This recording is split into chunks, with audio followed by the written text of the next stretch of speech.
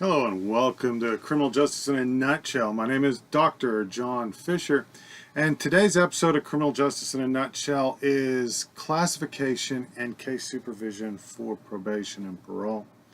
This is chapter 5 out of the Community-Based Corrections textbook by Alarid. This is the book I'm using. It is the 10th edition. I know most of you, if you bought the book from the bookstore, it's the 11th edition. I don't have the 11th edition, so I'm working out of the 10th edition, but they're all pretty much, there's not a whole lot of difference between them. There might be a few page numbers that are different. There might be a few chapter titles, like the chapter 5 title is different between, but it's still the same information. It's the same case studies, just the page numbers are going to be a little different as we go on throughout the rest of the book as well. Next week, maybe I'll see if I can get a hold of the 11th edition. But I have all of the case studies typed out, so using the information that you glean from these lectures and the resources I provide you and the typed out case studies, you can complete your assignments. So chapter 5 is about classification and case supervision, and what we're going to talk about today is the importance of caseloads and having caseloads and properly managing your caseload. The classification techniques, they're basically the same across the country because they're looking for the best practices, risk needs, supervision levels, treatment plans, and putting a program together to help your defendant become successful. And I don't remember if I've mentioned it in any of the other videos, but an offender who is on probation is called a defendant. An offender on parole is called an offender. We don't call them convicts. We don't call them criminals. We don't use any derogatory negative terms because our whole intention is to create an effective correctional intervention. And if we're labeling them as evil and bad and wrong, they're not going to get a positive experience, and they're not going to try to become successful for you. We're going to look at community-oriented probation and to talk about some treatment plans. We're not going to get into a whole lot of detail, or else I'll end up being here for days. As you remember, I was a probation officer for the state of Texas for a number of years. Classification is the first step of any offender or defendant. And what we want to do, and it's the first step to the journey through probation. And as an officer, you want to go through this process of determining the risks and the needs that a defendant has and as they pose to society. Because as a probation officer, you've got two goals. The first goal is to protect society. You are a cop. Okay? Plain and simple, you're a cop. The second role that you have is a social worker, to rehabilitate your defendant and the defendant that's on your caseload. So we need to look at the risks that they pose to society, the risks that they pose to themselves as it pertains to recidivism, and then the needs that they have and the things that you can do as a probation officer to help them become successful in their quest to complete probation. Okay. So we use an objective prediction model. It's quantitative.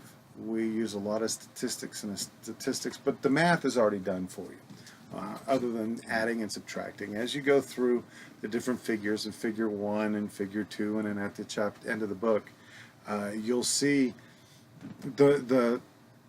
all you have to do is add up the numbers, and the prediction model and the levels are already calculated for you.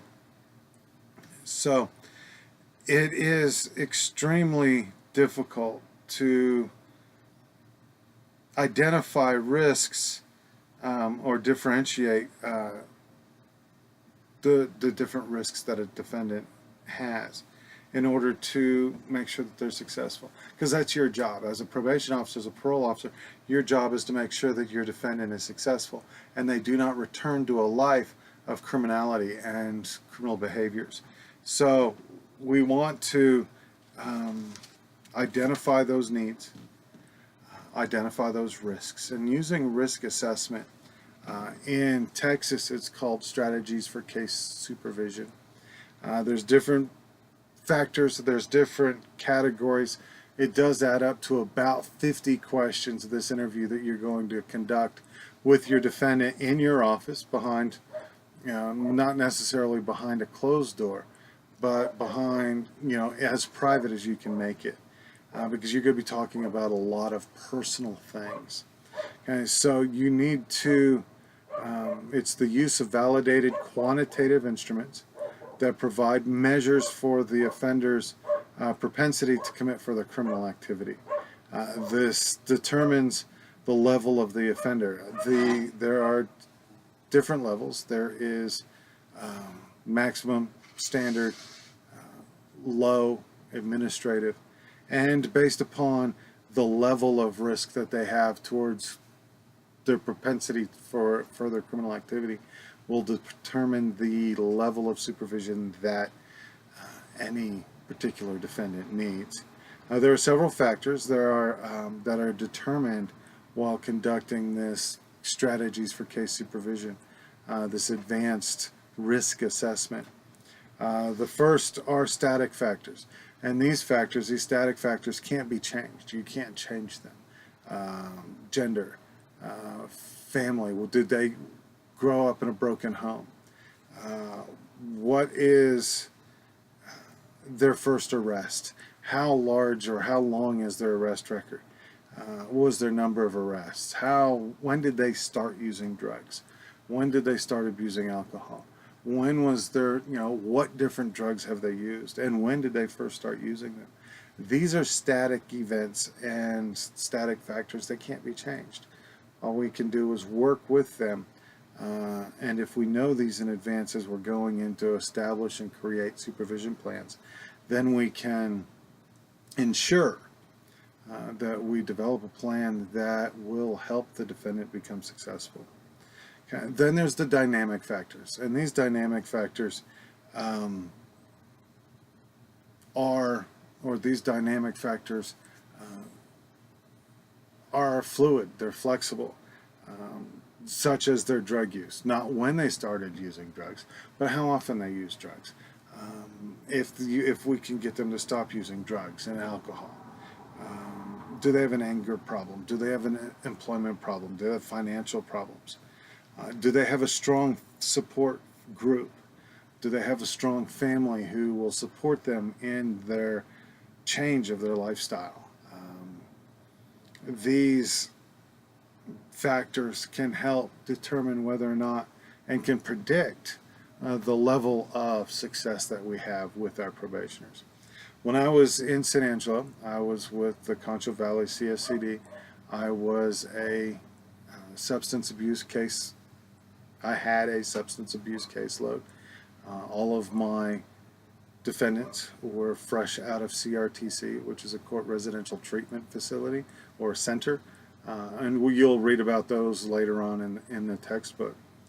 But they were on my caseload for 6 to 9 months, depending upon their success from coming out of the residential treatment facility. But Texas uses these two assessments, risk needs and strategies for case supervision. The strategies for case supervision is an advanced class. It is an advanced level probation officer. And you spend a week or so, 2 weeks, just training on how to evaluate defendants and how to conduct these interviews. We look at their criminal lists and their criminal history. And these are the different categories and sections within the advanced risk needs supervision plan interview. The criminal history and educational educational and financial situations. What we found, or what I found in my experience, is most people who were on my caseload, have drug issues and drug problems, never finished high school. Very few of them have a high school education. Even fewer have college or graduate school education. So as the more education you acquire, the less likely you are going to fall into criminal activity, according to the statistics. And we do love our statistics. Family support. We look at the family and what kind of family members are there, what kind of family support. Or is the family more drug users and more, do they have their own substance abuse problems? Do we have generational drug use? And if we find that we have generational drug use, it's not going to be a very successful opportunity if you don't have that core group. And we'll get into community-oriented probation here a little later. Neighborhood problems. Where are they living? Are they living in the area of the city where drugs are prevalent? The probation office in San Angelo used to be on Bell Street. Right across the street there was this hotel-looking thing, and I had several defendants that were living in that hotel, and it was nothing but a heroin gallery. Everybody in there was doing heroin or methamphetamines or some kind of IV drug use. It was sad. It was right across the street from the probation office. The substance use and alcohol abuse, we've covered that. Peer groups. Peer groups are also important because our friends can influence our behaviors. If you've taken Crime in America, you've heard me talk about Edwin Sutherland and how we as individuals can be influenced, and our behavior can be influenced based upon the peer groups and the people that we hang around. There's a proverb that says that if you lay down with dogs, you're going to get up with fleas. And that's true. If you hang out with the horrible people and the criminal people and the druggies and the junkies and all of those people, you're probably going to end up using those drugs. You're going to end up making the same poor choices that your friends make. So we're going to evaluate those, and we're going to change, and using the court system, we're going to dictate who you can and cannot be friends with. Criminal attitudes and behavior patterns. Does the defendant show any remorse? Do they show any regret for the crime that they've been placed on probation for, or that they're on parole for? What are their behavior patterns? Have they been in jail and out of jail? Do they keep going back to substance abuse? What are they doing? What are they doing with their life, and what's their habits? Saying Socrates and Plato and Aristotle, they all talked about character. Okay. You can tell a lie once. That doesn't make you a liar. But if you tell a lie all the time, then you're a liar. You can be brave once. You can show bravery once, but that doesn't make you brave. Sometimes the opposite of brave is foolhardy, because people they take unnecessary risks just to make people think that they're brave and courageous. Okay, so what's their habit? What is, because whatever their habit is, that's what their true character is. And as a probation officer, it's your job to determine what that habit is, what that character is, and then you can judge your defendants and make an informed judgment about your defendant. Are there going to people that actually break the mold and they go against everything that the statistics show and the studies show? Yes, there are. And let me throw religion in here in a minute, because I'm always told, thou shalt not judge, thou shalt not judge, thou shalt not judge. I'm a probation officer, and if you follow this profession, you're going to become a probation officer, and you will be judging people, and you're going to be judging people's character, and you're going to be making these judgments and making an educated decision about their behavior patterns based upon their past. And this is a qualitative prediction for the likelihood of success. Okay, a way to increase, chances of success is to address the needs of your defendants. So after you've done the risks, you want to determine the needs. What kind of needs does your defendant have?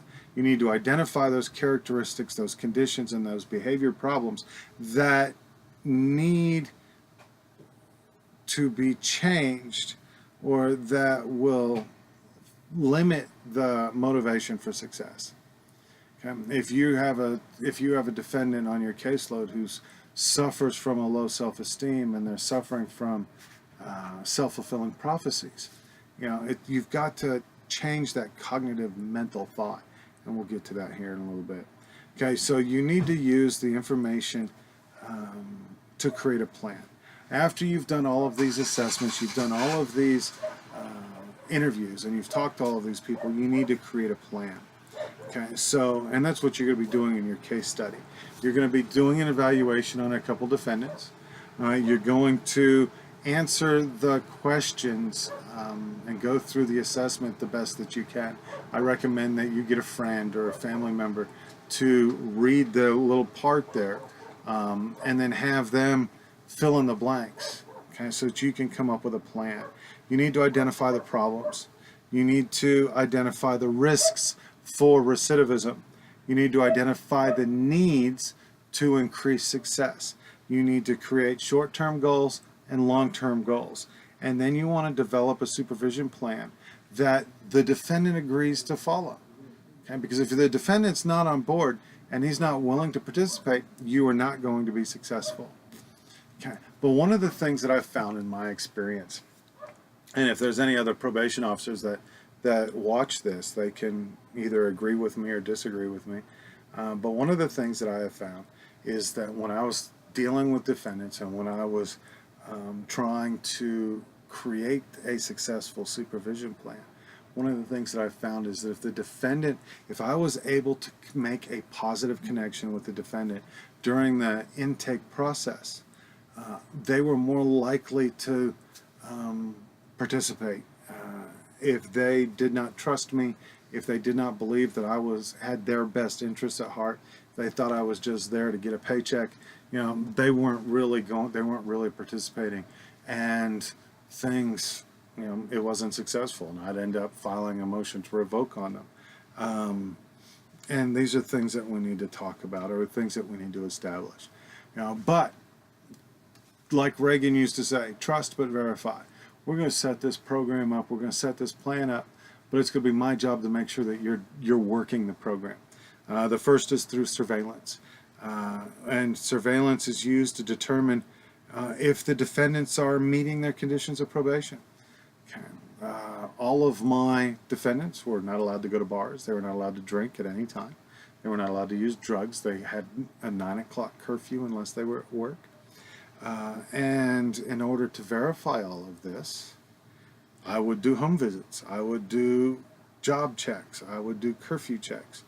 I would do unannounced urinalysis. I would bring my urinalysis kit and I'd go to their house, and I would have them pee in a cup. My defendants never knew when they were going to be have a urinalysis administered. Warrantless searches is also authorized, and this is something that, as a probation officer, my bosses, my chiefs, they had a little bit of a problem with me doing this, but it was constitutional and it was legal, so what could they do? I was a substance abuse probation officer, so my job was to make sure that there were no substances in the house. If I had a reasonable suspicion, and the United States versus Knight in 2001, and there was another case, a Wisconsin case in the 1990s, that stated that if the probation officer had reasonable suspicion, not probable cause, reasonable suspicion, they're allowed to conduct a search within their defendant's home. Okay, but there is a real gray area there, because a lot of times police officers, and especially if police officers find out that as a probation officer you can do a search on one of your defendants, they're going to come to you and say, hey, your guy's dealing drugs, your guy's doing this, you need to search his house, you don't need probable cause, so go search his house. You've got to protect your defendant as well and give him opportunities for success. But if you have reasonable suspicion, you can search the house. For example, I had this guy, he had 6 DWIs, he was on probation, he just got out of CRTC for alcoholism, and it was a Sunday afternoon during football season, the Cowboys were on, and I always liked doing my home visits after the Cowboys played. I show up and I look in the trash can, and lo and behold, the trash can outside in his front yard had 30 empty bottles of beer. So I went in, knocked on the door, and I had the breathalyzer with me, and I gave him a breathalyzer exam, and he blew 1.3 or 1.4, almost 2 times over the legal limit. And then I went to his refrigerator, and I opened up the refrigerator, and I found, 9 more 6-packs of tall boys, long necks. It was long neck bottles of Budweiser. I took it all. I seized it all, and we went and we put it in the evidence locker, and I filed a motion to revoke. And then his lawyer came up and said, well, Fisher didn't have probable cause and he conducted a search. And the DA looked at me and he goes, you did? I said, yes, I did, and I'm authorized in accordance with this Wisconsin case, in accordance with the United States versus Knight. As a probation officer, I have the legal authority to conduct a search on nothing more than reasonable suspicion. And I saw beer bottles in his trash can. He blew a 1.3. And so I searched his refrigerator. I didn't search the whole house. I went straight to his refrigerator where I found all of this alcohol. He is not following the conditions of his probation, and he needs to be revoked. And the judge goes, Mr. Fisher, Officer Fisher, I agree with you. And he was revoked and sent to prison for his original term, which I think it was 5 years. He got 5 years probation. He got 5 years prison, suspended, 3 years probation, and CRTC. So he went to a 6-month CRTC. He had not been in my program for 6 months yet, and he had already been revoked and sent to prison. And that's how that works. So the supervision levels that we talked about, there's maximum, there's high, there's standard, and there's administrative. It is important that your supervision levels and your caseloads are manageable. I had a specialized caseload. Everybody on my caseload, well, they were between max and high. I had 70 people on my caseload. If I had any more than that, I would not have been an effective probation officer. The book and the best practices and the APPA, which you guys have already studied about, recommends that your maximum intensive supervision programs, there's no more than 40 people on that caseload. A high security or high level, no more than 80. Your standard is 250. And then if it's an administrative paperwork filing, there is no limit on how many people that can be on there because you're just filing paperwork. They mail in their reports. Also, these different levels of supervision require different levels of work. If it's a maximum security, the intensive supervision program, they're getting 4 visits a month. Okay, actually, my max clients got more than 4 visits. They were in my office 4 times a month. They did a urinalysis every time they were in my office, and I went to visit them at home twice a month, and they got pretty much a urinalysis every time they saw me. If they saw Mr. Officer Fisher, they got a urinalysis. All of my people were substance abusers, and that's part of the surveillance and the field contacts and the things that you do. With field contacts, you go check them at home. You go check them at work. If they say they're working at Whataburger, you go to Whataburger for dinner and you see if they're working there. Okay, you don't want to walk in there with your badge and your jacket that says probation on the back and say, "Hi, I'm Officer Fisher. I'm here to see so-and-so." And because that's going to cost them their job if they hadn't mentioned that that they're on probation.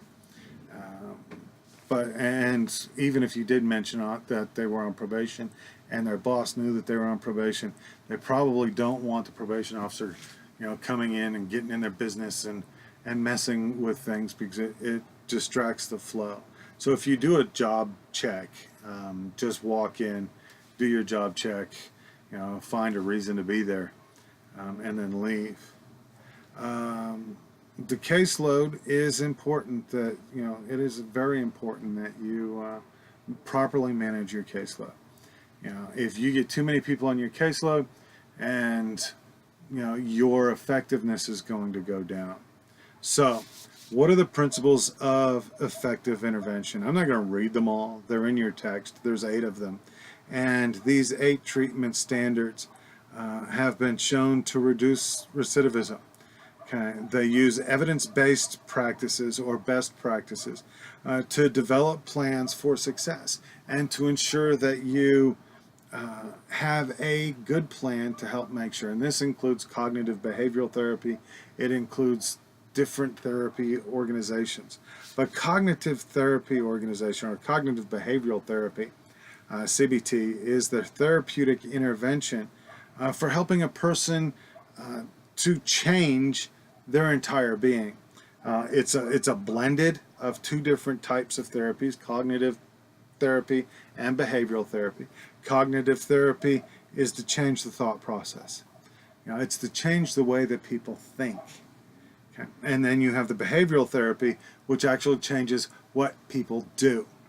Okay. And granted, they're linked. They're linked a lot, but if we could change the way that you approach life, the way that you think about life, you can, in fact, change your whole life. Okay? Those of you that have taken my ethics class, you sit there and you listen to me talk about all of these different ethical models that you can live your life by. Which one do you want to live your life by? Okay, so we'll give that as an extra credit project for this week. Which ethical model do you think is the best one for a probation officer to live by? Okay, and one of the biggest goals is thinking for a change. Because if we can change your thinking, we can change your behavior. If we can change your behavior, we can reduce recidivism and we can make you successful. Okay. There are 6 types of cognitive behavioral therapy. Again, they're all listed in the textbook, so you can go read them there. I'm already at 27 minutes and I'm not done yet, so I don't want to extend this way too long. But we want to do motivational interviewing. And I mentioned this in the beginning. You want to establish an interview process where the probation officer creates a positive climate of sincerity and understanding. You actually have to listen to your defendant. Don't just sit there and write things down. Okay, where do you live? Okay, where are you working? Did you make a payment today? Okay. Have a good time. Let's set up your next appointment. That's not being a probation officer. And I have seen so many probation officers do this in my history as a probation officer. When I was sitting there and go, okay, do you still live at this address? Are you still working here? How much money did you make this week? How much money did you pay? Okay, your next appointment will be on the 15th at 7 o'clock, or the 15th at 8:30. Okay. I had every 30 minutes, I had another defendant in my office, and we went through and we evaluated all of this. And that's not helping things. We want to ask open-ended questions. How is your day? How's things going? How are things going? What are you doing? Okay. What are you thinking about? Okay. Well, you understand if you do that, these are the consequences. Okay. How are we going to deal with those consequences? Okay, being a probation officer is more than just checking off a checklist and making sure that you see all of your defendants every month. Being a probation officer is about making a positive change in the world. Okay, so we need to empower and be empowering, not confrontational. We need to actually listen to what the defendant has to say, and let the defendant know that you actually care. You are a concerned partner in his successful change. Okay. Employment assistance. You need to check on and get the defendant a job. You need to help them maintain employment. It's part of their probation. So it's important to maintain employment to decrease recidivism, because it helps with finances. It helps self-esteem. It helps morale. It helps everything. If you've got a job, it makes you feel better about yourself, and it goes back to being empowering. And so as a probation officer and as a community-oriented based probation officer, you need to get into the community. You need to talk to the different business owners. You need to find out who's willing to hire somebody on probation. And if they're willing to hire somebody on probation, what type of defendant, what type of offender are they willing to hire?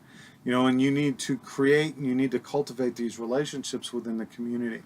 You also need to cultivate a relationship with the workforce development, the unemployment office. Texas used to have a program called Project Rio, where inmates, as they were getting out of prison, Project Rio would help get them a job. The unemployment office, it's now called Workforce Texas, they have a lot of good resources, and they know people, and they could help you place your defendants and make sure that they get a decent job. So then there's the informal social controls. Okay, what is an informal social control? Well, it's the community. We as probation officers in the courts are formal controls. Okay, the school is a formal control. But informal social controls would include your family. It would include community agencies. It would include churches. Okay, there's a great big humongous separation of church and state. But hey, sometimes it's not a bad thing to recommend, hey, do you go to church anywhere? Where do you go to church? I don't go to church personally, so I don't care if you go or not. But there's a lot of good connections, and there's a lot of good support that you can find within the church. Are you going to AA? Are you going to NA? Are there other organizations? Are there other groups within the community that can help your defendant? You need to go out into the community and you need to find them. You need to go to the Knights of Columbus. You need to go to the Masons. You need to go to all of these social clubs, the Rotary Club, the Lions Club. You need to find out if they're willing to take defendants and be role models, because these groups give a positive influence and a positive role model towards their, to the people that are in the group. So you want to talk to those. You want to talk to your non-governmental, non-profit agencies and groups to help your defendants. Even like Isaiah 58. Okay, if your defendant doesn't have any food, send them to Isaiah 58 or St. Francis. The church up there on South 87 near the RV park. They've got food programs. They've got clothing programs. They've got kids. Get them involved with the YMCA, the Boys and Girls Club. Things that can help increase their connection to the community. Because if you have an individual that has a connection to the community and connection to where they live, they've got friends, they're part of the society, they're not going to commit criminal offenses. Okay, so the next thing that we want to talk about is Interstate Compact. And an Interstate Compact is an agreement between all of the different states to where if somebody gets placed on probation here in Texas, they can move to New Mexico or Detroit or Michigan, New Hampshire, or wherever, based upon the crime. Okay, but it is discretionary. It is up to the particular state. Like Massachusetts will not allow any interstate compact transfers for sex offenders. Massachusetts has enough sex offenders in their state. They don't need to import any from elsewhere. Send them to Oregon. But there has to be some certain things to help ensure an interstate compact. The first is, does the defendant already live in the state? We live up here in the edge of the Panhandle. New Mexico's not that far from us.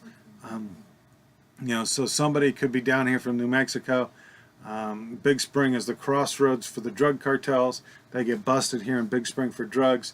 They get placed on probation, but they live in New Mexico. We can use an interstate compact to transfer that case to New Mexico. Do they already have family that live in that state? Okay. I'm down here, I'm by myself. Well, we'll just use my daughter. My daughter lives in Kansas. Let's say she gets busted and arrested for something stupid, and she wants to come home to Texas. Well, she has family here in Texas that can take care of her. They can put her up and help her get into another job and get her a new house and reestablish herself. So Kansas would transfer that probation so Morgan can come down here. Then there's the employment transfer, because the transfer because of employment. If I have a job, okay, I got a job with the University of Minnesota, so I need to move to Minnesota. I'm on probation down here for DWI or whatever. I can transfer that probation to Minnesota. Or if I have a family member in the military.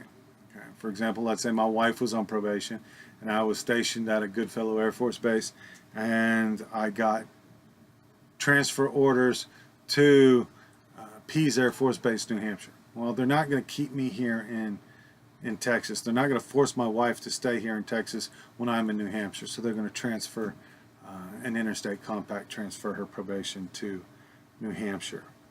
Okay, so that was 7 out of 10 interstate transfers, interstate compact transfers are approved. And that pretty much sums up and goes through the entire chapter in 36 minutes. So let me talk briefly about the caseload and your case study. In your textbook in chapter 5, there is a risk needs classification instrument in figure 5.1. And then there is a 50-question case strategy at the very end, the last couple pages of the chapter.